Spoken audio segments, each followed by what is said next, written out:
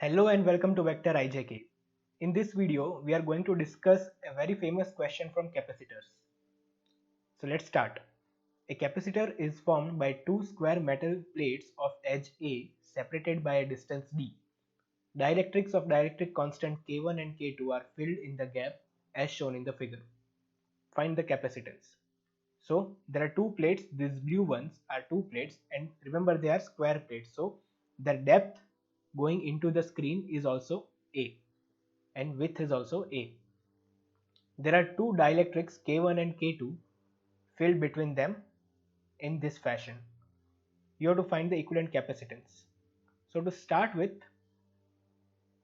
we can take element like this.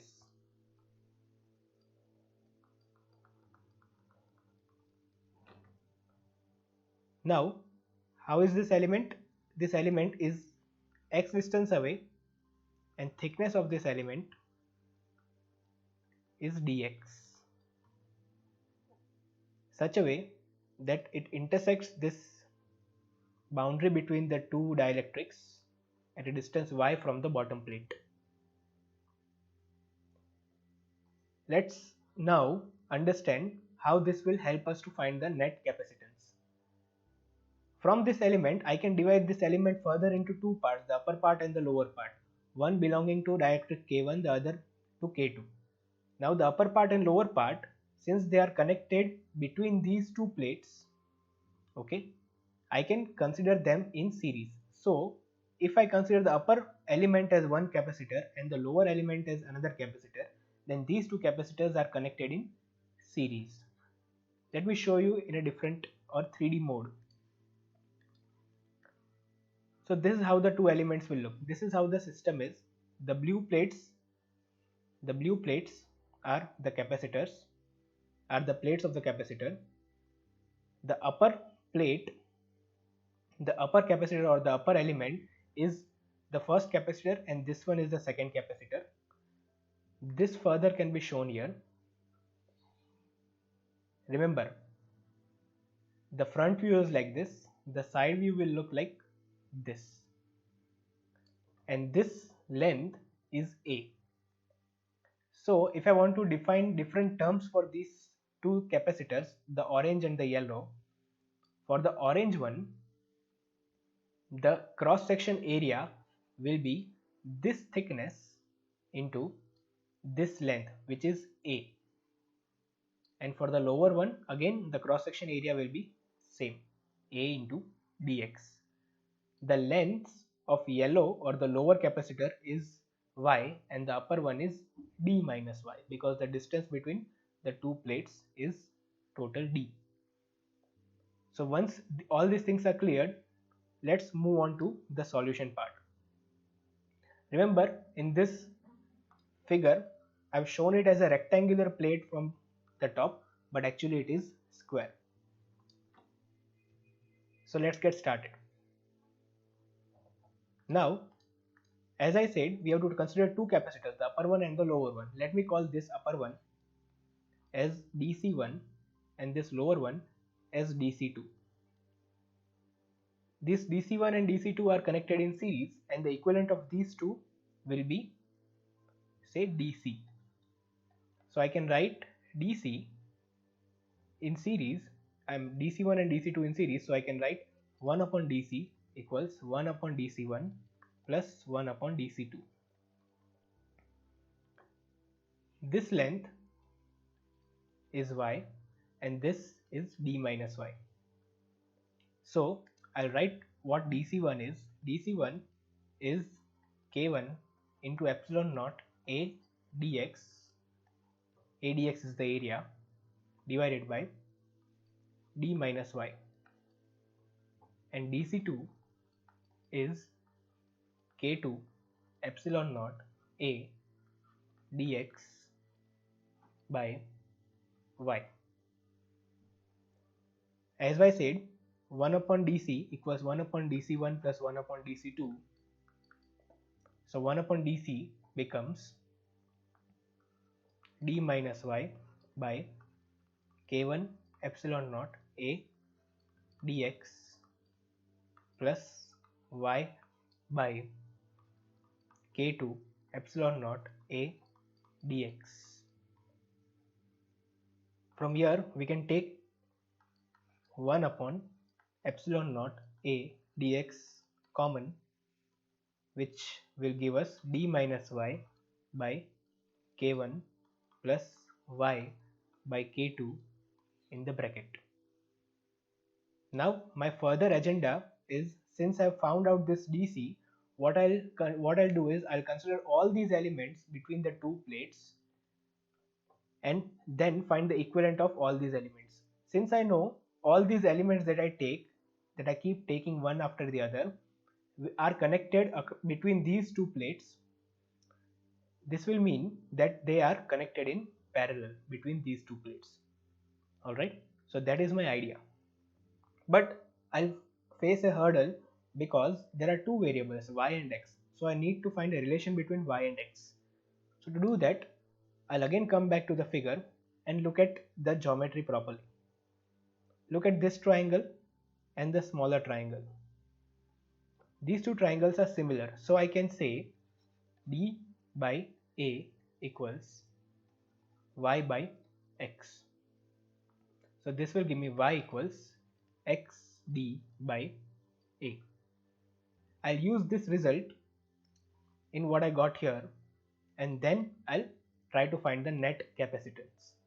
So when I do this, I replace my y with xd by a.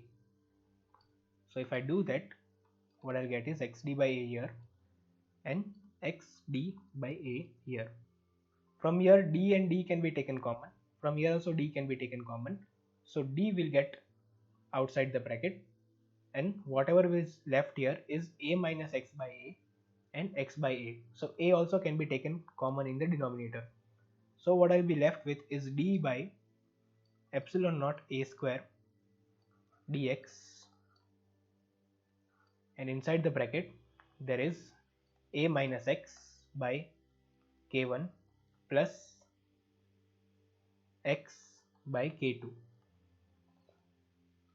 So since now this is done and everything is converted into one variable, I can now move further. What's the next step? I need to find the equivalent of all these elements between the plates. All these elements are in parallel, so the net equivalent of all these elements will be C1 plus C2 plus, addition of all these capacitance, because they are in parallel. So C equals integral dc. Now what is dc? dc is the reciprocal of 1 by dc, that is reciprocal of whole. That means epsilon naught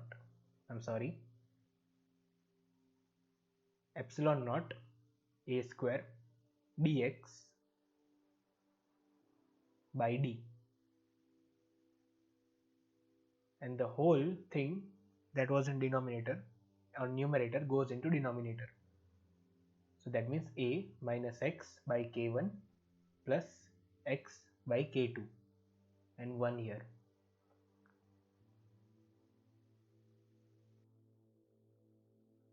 And what are the limits? Limits of x are from a to 0 to a.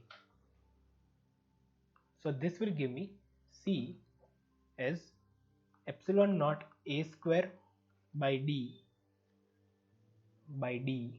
can be taken outside the integral, and when I simplify this, I'll get k2 into a minus x plus k1 into x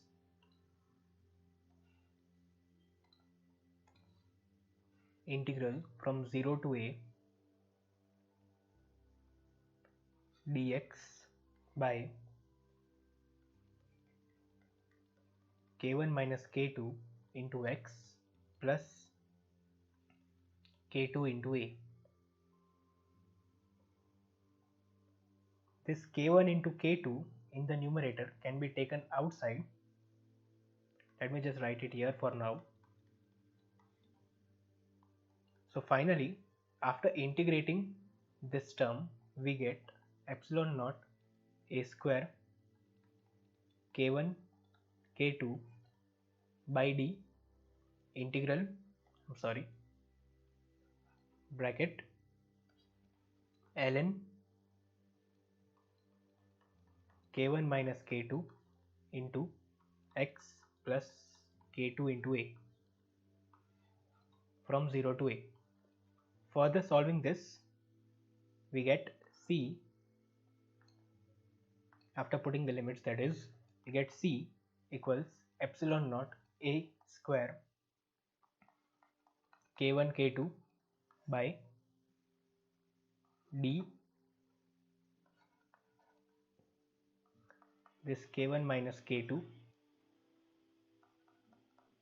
By the way, here also you'll get a k1 minus k2, since integration of this will also yield a k1 minus k2 in the denominator. And after putting the limits, you'll get k1 by k2. So this is the final answer. Now the interesting part of this question is, had you taken an element in a different way, for example, if I just erase this element and show you that if you take an element this way and consider the two different capacitors, consider this as DC1 and this as DC2, and consider them in parallel, and then consider all these elements, horizontal elements, in series and find out the net capacitance of this system, you'll also get an answer, but that answer will be wrong. Please comment in the video why you think the answer received by that process will be wrong. So till then, this is the answer, and I'll meet you in the next video soon. Thank you.